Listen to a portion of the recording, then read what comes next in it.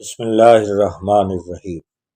رسول اکرم صلی اللہ علیہ وسلم ایک دن اپنے ساتھیوں کے ساتھ تشریف فرما تھے۔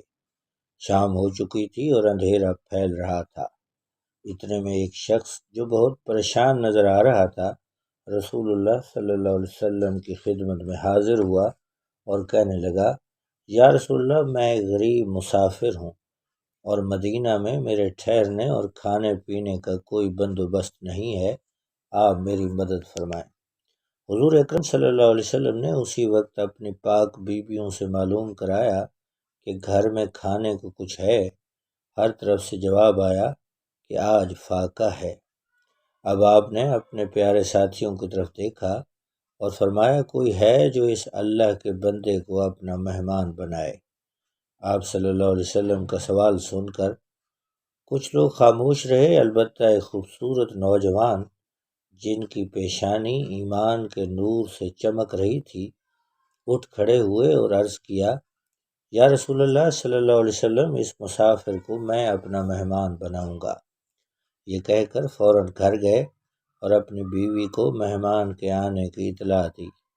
انہوں نے کہا، بچوں کے لیے تھوڑا سا کھانا پکا ہے، اس کے سوا خدا کی قسم گھر میں کھانے کی کوئی چیز نہیں ہے۔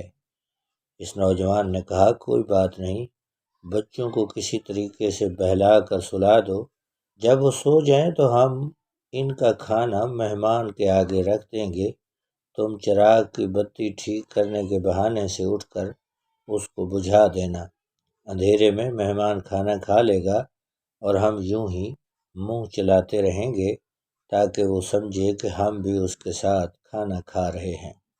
بیوی نے کہا، بہت اچھا۔ اب وہ مہمان کو لانے کے لیے گئے، ادھر بیوی نے بچوں کو بہلا کر سلا دیا۔ جب مہمان آ گیا تو اس کو اندھیرے میں کھانا کھلا کر میاں بیوی اور بچوں نے رات فاقے سے گزار دی۔ صبح کو جب یہ صاحب رسول اللہ صلی اللہ علیہ وسلم کی خدمت میں حاضر ہوئے تو آپ صلی اللہ علیہ وسلم یہ آیت پڑھ رہے تھے جس کا ترجمہ ہے، وہ لوگ اپنے اوپر دوسروں کو ترجیح دیتے ہیں اگرچہ ان پر تنگی ہی ہو۔ قرآن پاک کی اس آیت میں اللہ تعالیٰ نے اشارہ کیا تھا کہ یہ کتنے اچھے لوگ ہیں کہ خود تو فاقہ کیا اور مہمان کو کھلا دیا۔ پھر حضور اکرم صلی اللہ علیہ وسلم نے اس نوجوان سے مخاطب ہو کر فرمایا، رات کو تمہارا اپنے مہمان کے ساتھ سلوک اللہ تعالیٰ کو بہت پسند آیا۔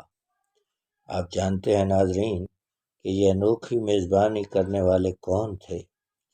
یہ نوجوان حضرت ابو طلحہ زید رضی اللہ تعالی عنہ تھے اور ان کی بیوی کا نام ام سلیم رضی اللہ تعالی عنہا تھا۔